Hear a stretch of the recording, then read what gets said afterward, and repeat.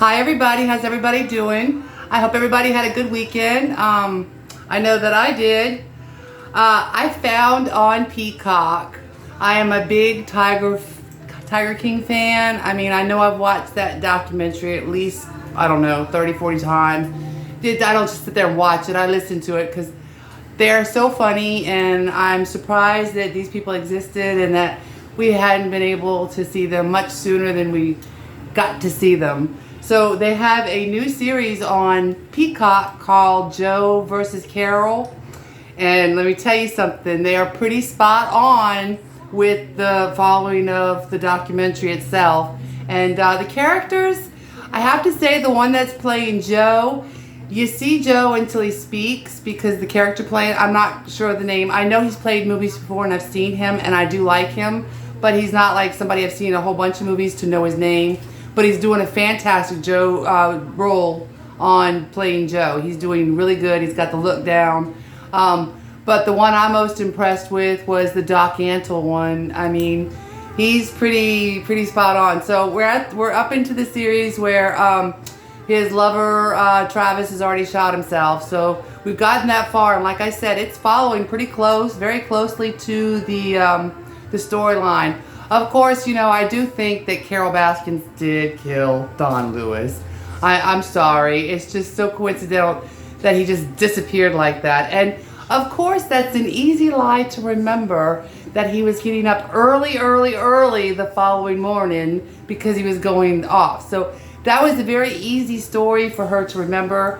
So I see the kind of woman she is in the interview, and I see her as being one of those real cats. In fact, there's a few things that she does in this series on Peacock that it shows the mean spirit in her. I see her being very mean-spirited. I don't see her doing anything for the good of anyone but herself. So on that part, yes, I'm not a Carol Baskins fan at all. It's not because she went after Joe, because Joe got what he deserved. Not maybe years. I don't think he should have gotten so much time. But as far as closing down, because it wasn't about the animals anymore. It really was, you know, more or less about what's going on between him and Carol. So I'm sure the animals were neglected a lot during that war. But let me tell you something, that was a juicy war. Tell me it wasn't. I mean, oh my God. Sometimes he reminded me of myself when I get angry and I'm like just at that point where I just had enough of someone and I just start shooting off at the mouth, and even though I'm justified in saying it, I end up looking ridiculous because I'm just so angry at something that's just so, I don't know. So what that she did that? I mean, if he wouldn't have gone after her, he'd still had his money because he wouldn't have had to fight her in court, and he'd be able to take care of his animals, and she'd just been running her mouth. That's basically what it was. But they both made each other popular off of the war they both had on each other. So if you haven't seen the Joe versus Carol on Peacock, give it a shot. It really is a pretty decent series so far. So on Tuesday, of course, I had my Keytruda. My blood work came back. I'm all good so far. I get my scans before I go take my next dose of Keytruda, which will give us more in depth of what's going on with me. But the only thing that's really wrong with me is I have a very grumpy thyroid right now, and it's just so surprising what that little bitty piece in your body has so much control of in your entire body and can actually just make you just feel so ugh. So anyway, on that one, that's what I got planned with that. I got scans coming up. I love scary movies. I've loved scary movies since I was a kid. I love the thrill of being afraid and catching your breath or putting yourself. I used to be able to put myself in the movie and be the person that was running or whatever. I could imagine myself, so it would scare me even more intensely. But when I was younger, when Freddy Nightmare on Elm Street first came out, that was the movie for me. I mean, I watched just about like every single day for an entire summer, that and Amityville. Those were my two go-to scare the hell out of Becky kind of movies. So anyway, where we were living, my mom is also a big prankster, and we were going to watch the movie, and of course we always like the lights to be out. We just have the TV on, and I went down the hallway to the bathroom, and I was just finishing up and my mom happened to come across. It was the part on the Nightmare on Elm Street where, you know, she's running in the broiler room in the beginning and, you know, you hear all the noise of the sheep and stuff and then all you hear Tina. Well, Mama happened to come in at the right time and I was just getting ready to pull everything up and she come around the corner of the door and she went, Becky.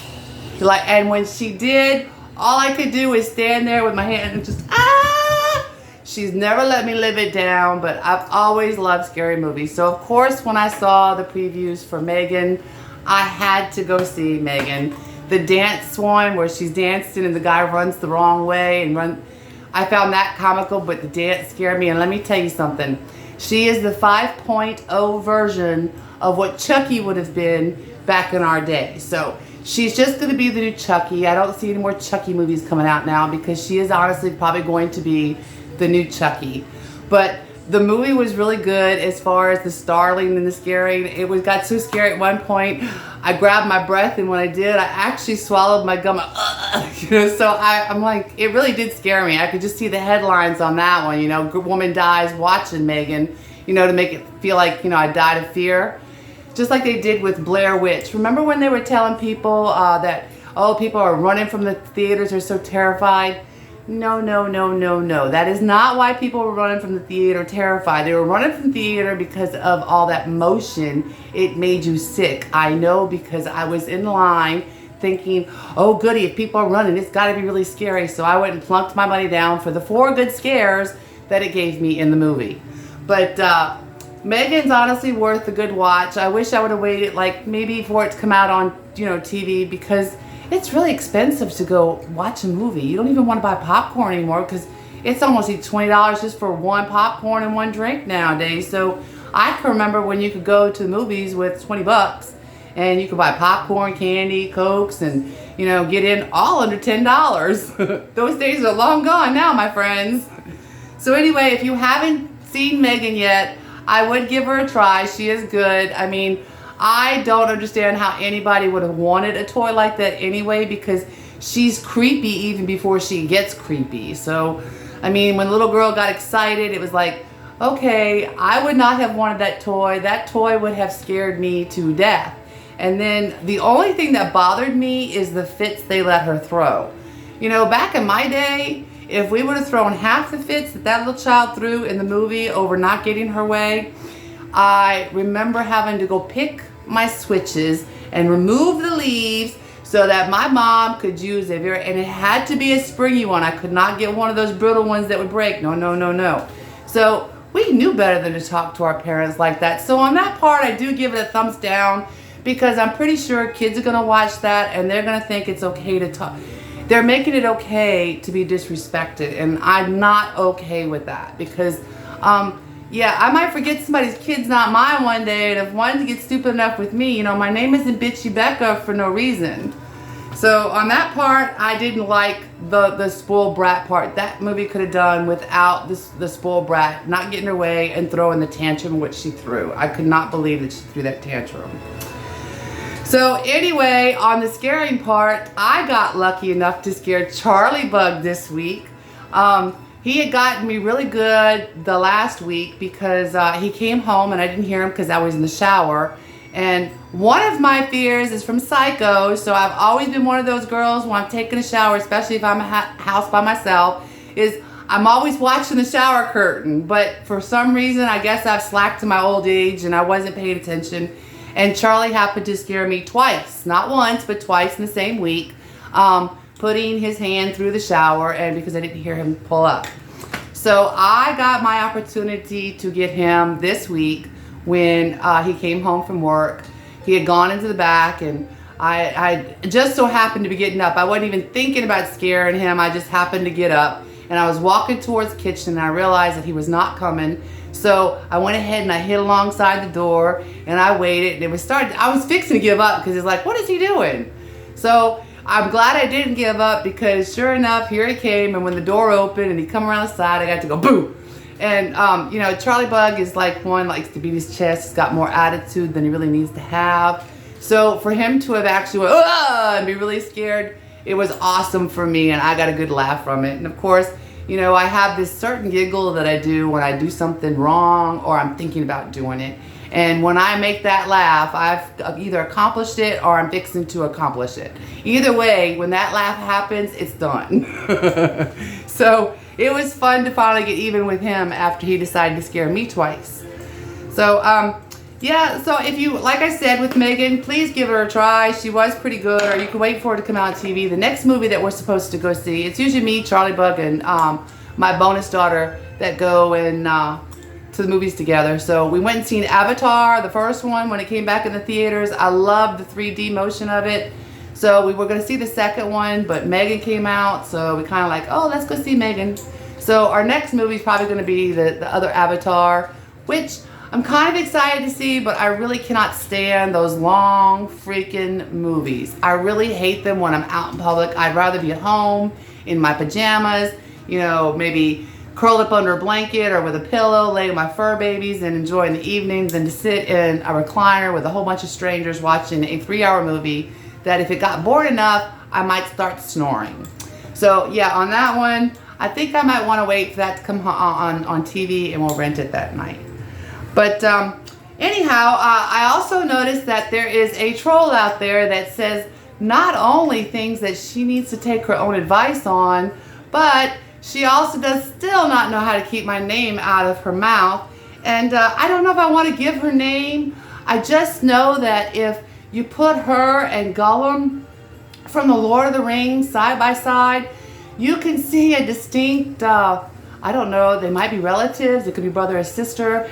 And just like Gollum with his ring on, oh my precious, she's kind of like that with Hungry Fat Chick. Has anyone ever noticed that anytime Hungry Fat Chick, Aka Candy, uploads a video, there's a reactionary video to her from this one particular troll?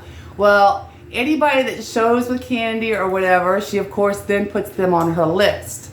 Well, she's mad at someone because they said something about her, so of course she wants to address them and she wants to tell them that, you know, before they shoot off at the mouth, they need to get their facts straight.